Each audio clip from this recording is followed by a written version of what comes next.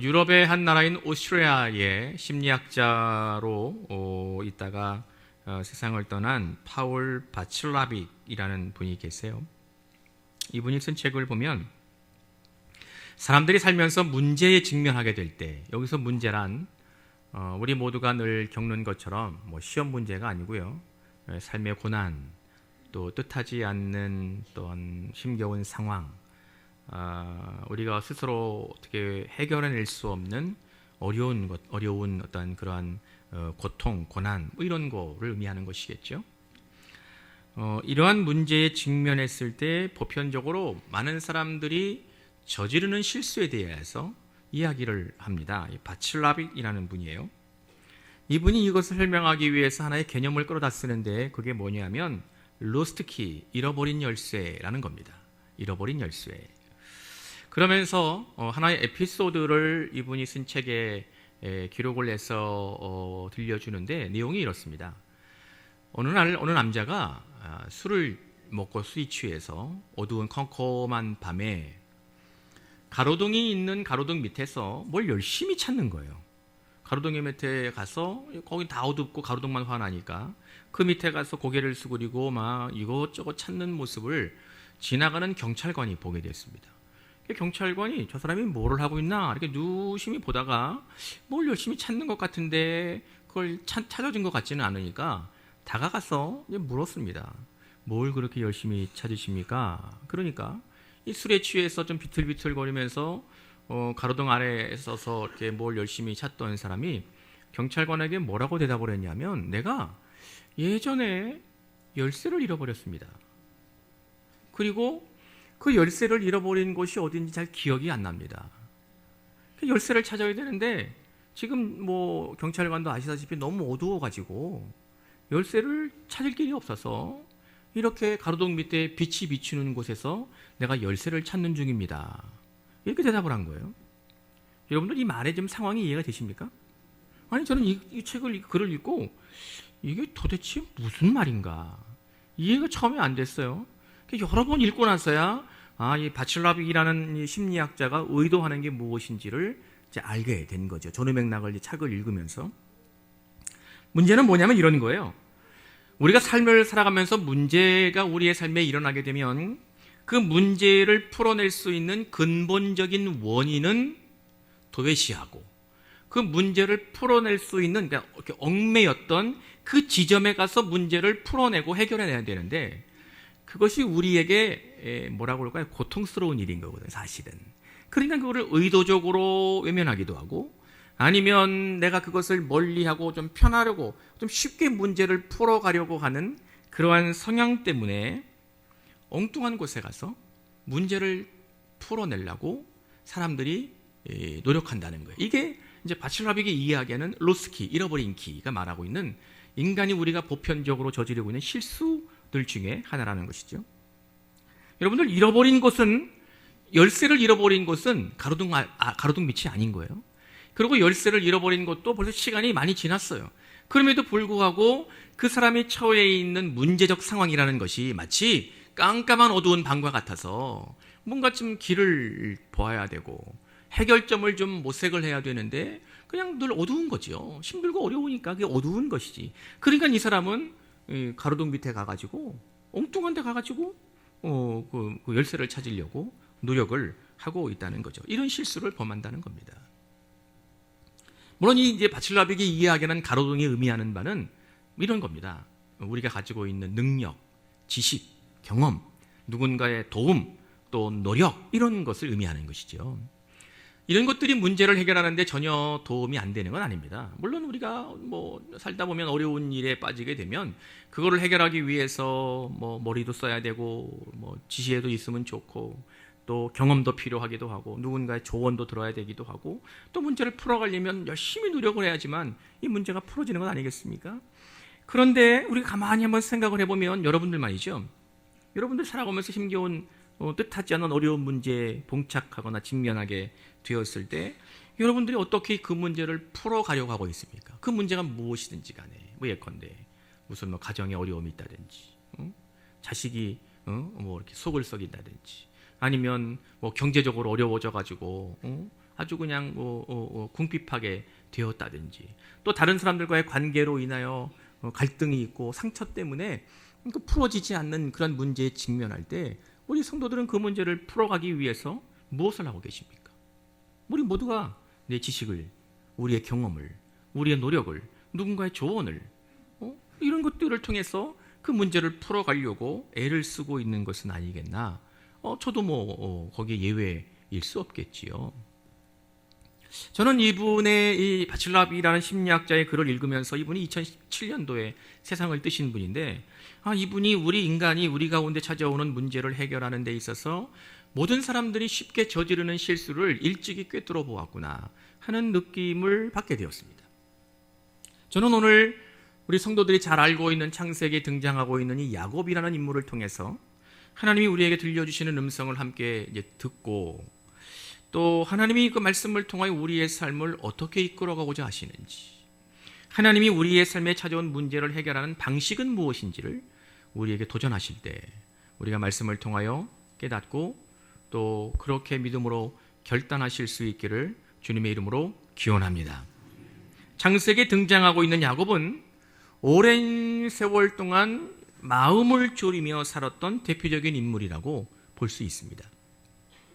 야곱의 젊은 시절, 야곱의 어머니와 함께 이제 나이가 들어서 앞이 잘 보이지 않는 아버지 이삭을 속여서 아버지의 축복 기도를 가로채는, 도둑질하는 일을 야곱이 감행을 합니다.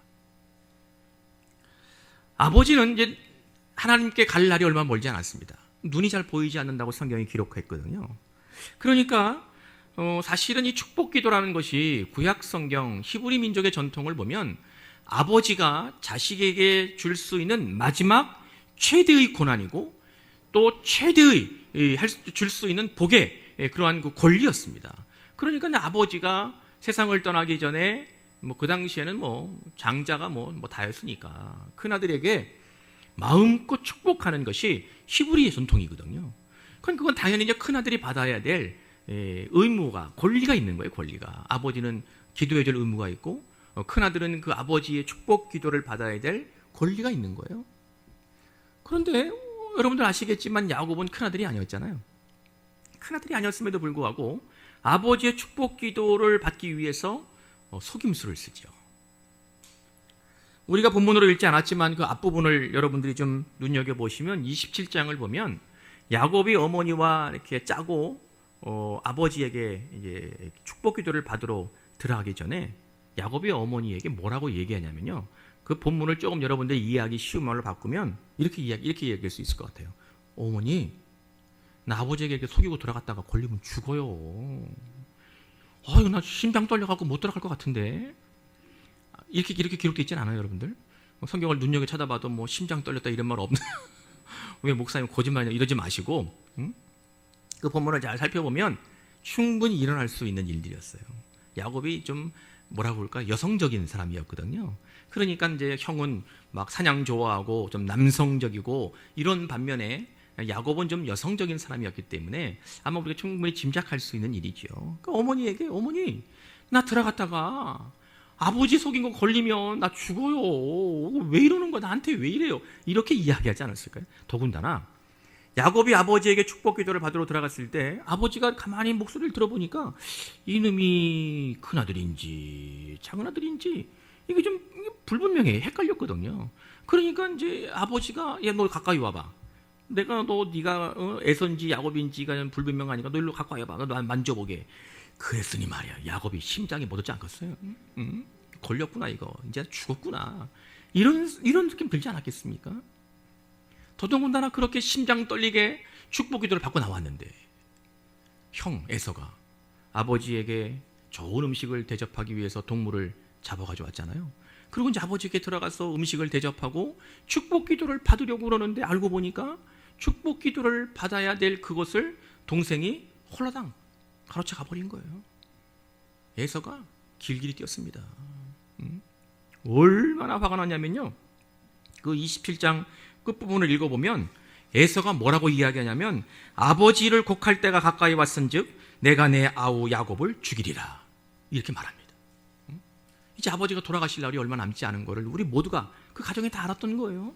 그러니까 이삭도 기도하려고 그랬고 아들들도 기도받으려고 그랬던 거죠. 아버지가 돌아가시기만 하면 아버지가 살아계실 때까지는 내가 내 동생 야곱을 어떻게 할 수 없지만 아버지가 돌아가시는 날이 야곱 너의 제삿날이야. 너 그런 줄 알아. 이러고 막 벌벌 떴습니다. 길게 뛰었습니다. 여러분 상상을 한번 해보세요. 그 가정이 어떻겠어요? 응? 형은 동생을 죽이겠다고 길길이 뛰고 있지. 동생은 무서워가지고 이제 내가 언제 죽을지 몰라가지고 숨어있고, 아니 뭐 서울 같으면 도망가가지고 숨어있을 곳이라도 있지 말이에요. 그 당시에 뭐 인구도 많지 않았고 거하는 곳이 뻔했는데 야곱이 도대체 어디가 숨어서 형의 그 위협을, 그 공포심을 참아낼 수 있었겠습니까? 그러니까 어머니가 두고 보다 못해가지고 아들 하나 죽게 생겼으니, 작은 아들 죽게 생겼으니 살려야 되잖아요. 그러니까 야곱을 불러가지고 몰래, 야, 너 말이야, 너 오빠한테 가 있어. 저 멀리 가면 내 오빠 너한테 외삼촌이 있으니까 거기 가가지고 숨어 있어. 네 형이 너 못 죽이게 도망가. 이러고 그냥 보내버린 거란 말이죠. 야, 참 그 가정이 하루하루가 참 끔찍했을 것 같아요. 제가 생각해 보면 형과 동생이 그냥 막 그러고 있었으니까 말이죠. 여러분들 뭐 이거 그냥 지나가는 말입니다만 다른 사람들 마음 아프게 하지 마요. 평생 맘 졸이며 살아야 돼. 여러분들 그러고 살 거 없어요. 다른 사람들 마음 힘들게 하고 상처 주고 뭐 빼앗아가고 그러지 마세요. 평생 가슴 졸이며 살아야 돼. 야곱은 외삼촌의 집에 가가지고 이게 조카인지 종인지도 모르게 삽니다. 어떻게 보면 이게 조카인 건 혈연 과정으로 보면 조카인 게 분명한데 사는 모습을 보면 완전히 종이에요, 종. 그런데 어쨌든지 간에 외삼촌의 딸과 결혼해서 가정도 꾸리고 자식들도 낳고 재산도 불려가지고 부자가 됩니다. 그럼에도 야곱의 마음 한켠에는 두려움이 늘 있습니다. 지금은 멀쩡하게 살아있는 것 같지만 언젠가 내 형 에서를 만나는 날이 내가 죽는 날이다. 그거가 그의 마음속에, 기억 속에 그냥 늘 남아있었던 거지요. 이것을 야곱은 단 하루도 평안하게 살 수 없는 원인이 되었던 것이지요. 이게 바로 야곱의 문제였습니다. 야곱이 평생 풀어낼 수 없는 그의 문제였고 그의 삶의 상황이었습니다. 겉으로 보기에는 잘 사는 것 같지만 그의 마음속에는 두려움과 공포와 고민 속에 하루도 다리 쭉 뻗고 잘 수 없는 나날을 그가 오랜 시간 동안 보냈다는 것입니다. 오늘 우리가 읽은 본문 32장을 보면 야곱이 드디어 그의 형 에서를 만나기 위해서 이런저런 준비하는 것들이 아주 자세하게 우리가 읽은 본문 앞쪽에 기록이 되고 있습니다. 그리고 그의 마음속에는 형을 만나러 가야 되는 그 순간, 그 나날, 그 시간이 흐를수록 자신이 예전에 아버지를 속이고 형을 대신해서 축복 기도를 가로챘던 그 형이 그날 자신을 향하여 소리 지르면서 너 죽이겠다고 막 난리를 퍼주던 그 공포심이 소름 끼치는 상황이 하루하루 시간이 지나면 지날수록 야곱을 더 힘들게 만들고 더 고통스럽게 하고 생생하게 기억이 새어나가지고 이거 어떻게 하면 좋은가, 이걸 갈 수도 없고 안 갈 수도 없고 이제 곧 내가 죽을 날이 다가오는데 이거 어떻게 하면 좋은가, 이러고 그냥 보내고 있는 거예요. 이걸 해결하기 위해서 야곱은 32장 앞부분을 보면 형에게 사신을 보냅니다. 내 마음 몰지 말아줬으면 좋겠다. 형의 마음이 어떤지, 화가 좀 누그러졌는지, 만나면 내가 안 죽을 방법이 없는지 알아내기 위해서 사신을 보냅니다. 두 번째는 그의 가족과 자신의 재산을 지키기 위해서 이런저런 방법을 강구합니다. 어떻게 하면 내가 이 끌어모은 재산을 잘 지켜낼 수 있을까? 내 가족은 다치지 않을까? 그 생각을 하고 강구하죠. 그리고 세 번째는 엄청난 분량의 선물을 그의 형 에서에게 보냅니다. 이게 야곱이 자신의 문제를 해결하기 위해서 시행했던 방법이었던 거예요.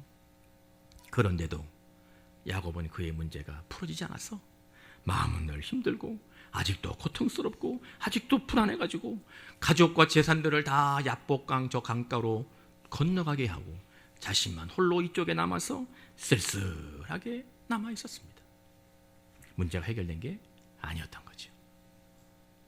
여러분들, 바실라빅이 이야기했던 야곱의 로스트키, 야곱의 잃어버린 열쇠는 어디 있는 걸까요?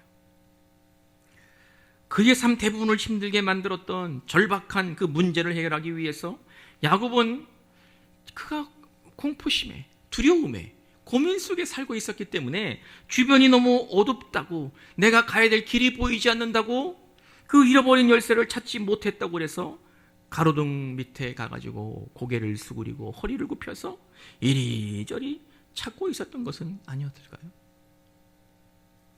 사진도 보내고 재산을, 가족을 잘 보호하기 위해서 방책도 강구하고 형에게 어마무시한 선물도 보내고, 이것이 바로 바출라빅이 말했던 가로등 아래서 잃어버린 열쇠를 찾는 행위이지 않았을까 하는 생각을 본문을 읽을 때 하게 되는 것이지요. 야곱이 열쇠를 잃어버린 것, 야곱이 열쇠를 찾아야 되는 그 지점은 도대체 어디인 걸까요? 우리가 함께 읽은 본문 이 말씀 30절을 우리가 읽어보면 하나님이 우리에게 야곱이 열쇠를 잃어버린 장소가 어디인지, 열쇠를 찾아야 될 곳이 어디인지를 들려주고 있습니다. 30절에 내가 하나님과 대면하여 보았으나 내 생명이 포전되었다 함이라. 할렐루야. 믿으시면 아멘.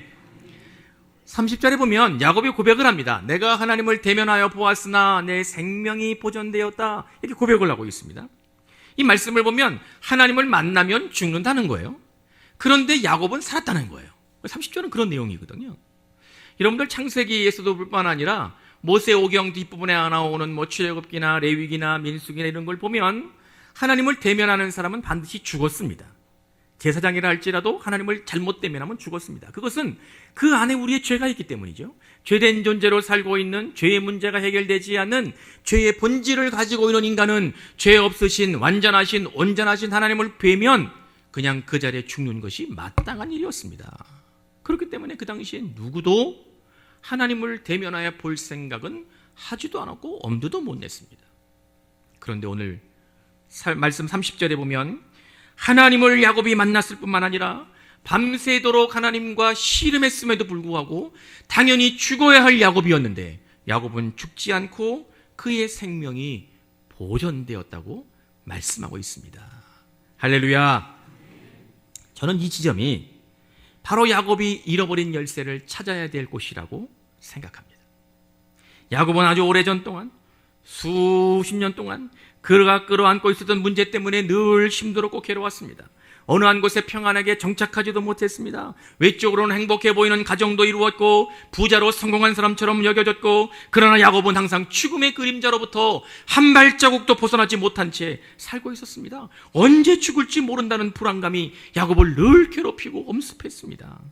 야곱은 이 문제를 해결하기 위해서 그가 가지고 있는 노력, 지식, 경험, 모든 것들을 동원했습니다. 사신도 보내봤고 가족과 재산을 보호하기 위해서 강구도 마련해 놓았고 어마무시한 선물 공세도 했지만 그것으로 그의 삶이 문제가 해결되지 않고 여전히 불안하고 죽음이 다가오는 것이 무섭고 두려워서 가족을 먼저 야복강가 너머로 보내버리고 자기는 이곳에 남아 밤에 홀로 떨고 있었습니다.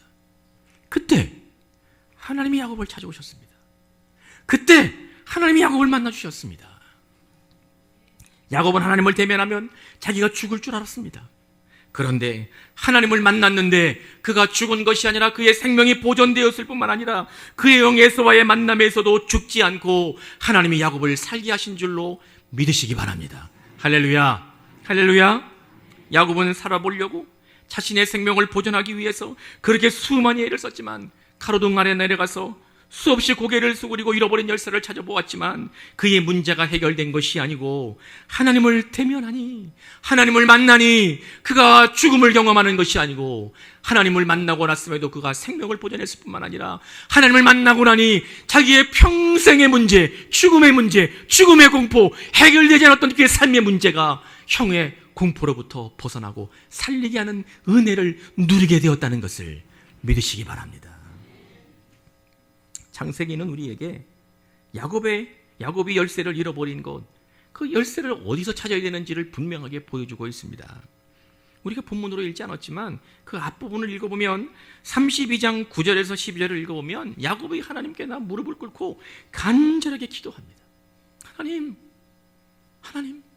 기도합니다. 자기의 힘겨운 문제가 해결되지 않으니까 기도하는 거예요. 다 해보놓고 안 되니까 기도하는 거예요. 야곱이 기도했을 때 하나님은 야곱을 기억하셨습니다. 야곱이 기도했을 때 하나님은 야곱을 만나셔야겠다고 결심하셨습니다. 야곱이 기도했을 때 하나님은 야곱에게 찾아오셔서 그분의 얼굴을 친히 보여주셨고 그의 생명을 살리셨을 뿐만 아니라 에서의 위협으로부터 죽음의 공포로부터 그를 건져내시고 살리신 줄로 믿으시기 바랍니다. 깨달아지시면 아멘. 결국 하나님께서 야곱의 문제를 해결해 주셨습니다.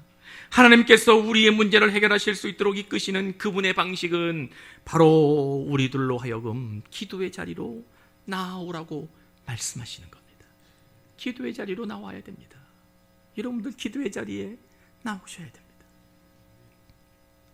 여러분들이 할 수 있는 여러 종류의 시도들이 있죠. 여러분들이 끌어안고 있는 문제를 해결하기 위해서 여러분들이 할 수 있는 수많은 방법들이 있을 겁니다. 여러분들의 지식이나 경험이나 노력이나 또 뭐 다른 사람의 조언이나 뭐 할 수 있는 것들이 많이 있겠죠. 그런데 그거 하기에 앞서 여러분들이 가지고 있는 능력으로 문제를 해결하기 위해 시도하기에 앞서 여러분들은 하나님께 나와 기도의 자리로 주님을 만나러 위해서 나와야 됩니다. 모든 종류의 시도에 앞서 하나님께 나와 여호와를 신뢰하며 하나님께 기도에 전념할 때 하나님은 여러분들을 만나주시며 우리가 스스로 풀어낼 수 없는 문제를 능히 풀어 은혜를 경험하게 하시는 줄로 믿으시기 바랍니다. 지난 화요일 날 제자훈련을 하면서 제가 제자훈련한 우리 8기 권사님, 집사님들에게 이런 이야기를 했습니다. 여러분들 기도의 능력을 믿으시면 기도하셔야 됩니다. 여러분들 기도의 능력을 정말 믿으시면 기도를 부탁해야 됩니다. 담임 목사에게 기도해달라고 부탁해야 되고 중보기도 사역까지에게 기도해달라고 부탁해야 되고 또 우리 신앙의 동료들에게 기도해줘. 내 문제가 정말 어려워. 기도가 필요해. 기도해줘. 이렇게 이야기하셔야 됩니다. 그런데 여러분들 이렇게 이야기하면 많은 성도님들이 무슨 생각을 하시냐면 뭐 목사님에게 기도를 좀 부탁하고 싶지만 목사님 바쁘신데 아니 목사님도 월요일은 또 쉬셔야 되는 날인데 뭘 내가 힘들게 목사님 귀찮게 월요일 날 전화해서 기도해 달라고 그렇게 부탁할 게 뭐가 있겠어요. 중보기도 사역자들에게 뭘 기도를 부탁해. 그냥 그 얘기하려면 좀 내 문제를 얘기하는 것도 좀 창피하기도 하고 또 내 또 약점 잡히는 것 같기도 하고 뭘 그 부탁해. 그냥 하라고 그래. 기도의 동료에게 좀 부탁하면 그 얘기하기엔 좀 그래. 그건 그냥 내가 어떻게 해볼 문제지. 이건 그냥 그래. 여러분들 그러시잖아요. 여러분 그러시지 않나요, 여러분들? 아마 별다르지 않으실 것 같은데 여러분들 용서하세요. 제가 여러분들에게 좀 이렇게 과감하게 도전을 하겠습니다. 용서하세요, 여러분들. 여러분들이 기도를 부탁하지 않는 건 다른 말로 표현하면 기도의 능력을 믿지 않으시는 거예요. 전 그렇다고 생각해요. 여러분들이 기도하지 않는 건 기도의 능력을 신뢰하지 않으시는 거예요. 여러분들이 기도를 부탁하지 않는 건 담임 목사 바쁘니까 쉬게, 이건 핑계예요, 여러분들. 저 여러분들에게 도전합니다. 정말 여러분들이 기도의 능력을 믿으면, 여러분들이 정말 기도의 능력을 신뢰하면, 내가 목숨 걸고 기도하면 하나님이 내 문제를 해결하실 것이라는 확고한 믿음과 신뢰가 있으면 기도하게 됩니다. 당연하게 담임 목사거든지 기도 부탁해야지. 중보기도 사역자들에게 기도해달라고 부탁해야지. 신앙의 동료에게 기도해줘. 기도해야 될 문제야. 기도로 해결할 수 있어. 그렇게 여러분들 기도 부탁해야 되는 겁니다. 안 하신다는 게 뭐예요? 기도의 능력을 안 믿는 거야. 여러분들 가만히 생각해 보세요. 기도의 능력을 여러분들이 신뢰하지 않는 거야. 우리 성도님들 중에 담임 목사에게 기도를 부탁하는 분들이 계세요. 오늘 제가 일부 설교하니까 일부 예배 끝나고 이제 나가는데 우리 교회 다윗나무 청년이 오늘 오후 3시에 비행기를 타고 인도네시아에 출장을 간대. 근데 인도네시아 가는 것도 요새 코로나 바이러스 때문에 좀 걱정이 되잖아요. 저에게 와서 목사님 기도해 주세요. 무사히 출장 다 다녀올 수 있도록, 건강하게 다녀올 수 있도록 기도해 주세요. 그래서 저에게 부탁하러 왔어요. 기도해야지 당연하게 그러면. 그래서 제가 새신자들에 가서 안수하고 간절히 기도했어요. 제가 우리 성도님에게 안수해서 기도할 땐 말이죠, 제 능력을 힘입어서 기도하는 게 아니에요. 제 믿음을 가지고 기도하는 게 아니에요. 저의 온전함을 가지고 여러분들 위해서 안수하고 기도하는 게 아니에요. 제가 기도할 때 여러분들과 예전에 가끔 말씀드렸던 것처럼 제가 안수해서 기도할 때 꼭 하는 말씀이 있어요. 하나님, 아무짝에 쓸모없는 말은 막대하게 던 종이지만 말씀에 의지해서 기도하오니, 말씀에 의지해서 기도하오니 하나님 응답하여 주시고 보호하시고 지키시고 회복시키시고 하나님의 은혜를 누리게 하여 주옵소서. 저 그렇게 기도합니다. 아니 뭐 중보기도 사역까지들이 뭐 그분들의 믿음 가지고 기도하는 줄 아세요? 그렇지 않아요, 여러분들. 인간이 누구를 의지하고 기도해요? 내가 무슨 능력이 있다고 기도를 해주고 그래요? 다 말씀에 의지해 기도하는 거지. 주님의 능력을 의지해서 기도하는 거지. 내 능력을 가지고 무슨 기도를 해요? 말도 안 되는 소리지. 기도의 응답은 여러분들이 내가 기도할 때, 담임 목사나 중보기도 사역까지나 내 기도의 동역자들이 나를 위해서 중보해서 기도해 줄 때 그 기도가 응답될 거라는 확고한 믿음과 신뢰를 가지고 기도하고 기도를 부탁할 때 담임 목사는 그냥 숟가락 얹는 거야. 중보기도 기독자들은 그냥 여러분들이 그렇게 기도할 때 그냥 숟가락 하나 얹어주는 거예요. 그냥 손 하나 이렇게 들어주는 거예요. 여러분들 하나님을 두려워하지 마세요. 기도의 자리에 나오는 걸 머무르거리지 마세요. 기도 부탁하는 것에 주저하지 마세요. 여러분들, 우리가 우리의 삶의 문제를 해결할 수 있는, 우리가 잃어버린 열쇠를 찾아야 될 곳은 여러분들의 노력, 열심, 지식, 경험, 사람들의 조언, 그건 가로등 밑에 가서 찾는 거예요. 가로등 밑에 가서 여러분들이 잃어버린 열쇠를 찾아야 될 그 지점은 기도의 자리입니다. 믿으시면 아멘. 믿으시면 아멘. 하나님께서 우리를 부르셔서 여러분들 기도의 자리로 부르실 때 기쁘게 나오세요. 그리고 하나님을 두려워하지 마세요. 기도하는 것을 기쁘게 여기세요. 그리고 내가 기도하는 것을 통하여 하나님 나의 문제를 해결하실 것이라는 확고한 믿음을 가지고 담대하게 고백하며 나아가시기 바랍니다. 그럴 때 하나님은 저와 여러분들을 새롭게, 여러분들을 만나주시고 우리의 생명을 보존하게 하실 뿐만 아니라 우리의 삶에 내 앞에 놓여있는 이 컴컴하고 어두운 삶의 현장 속에 내가 어떻게 해도 해결할 수 없는 이 문제를 하나님이 능히 풀어가 주시고 해결하시는 은혜를 누리게 하시는 줄로 믿으시기 바랍니다. 그러한 은혜가 우리 모두에게 가득하시기를 주님의 이름으로 축원합니다. 축원합니다.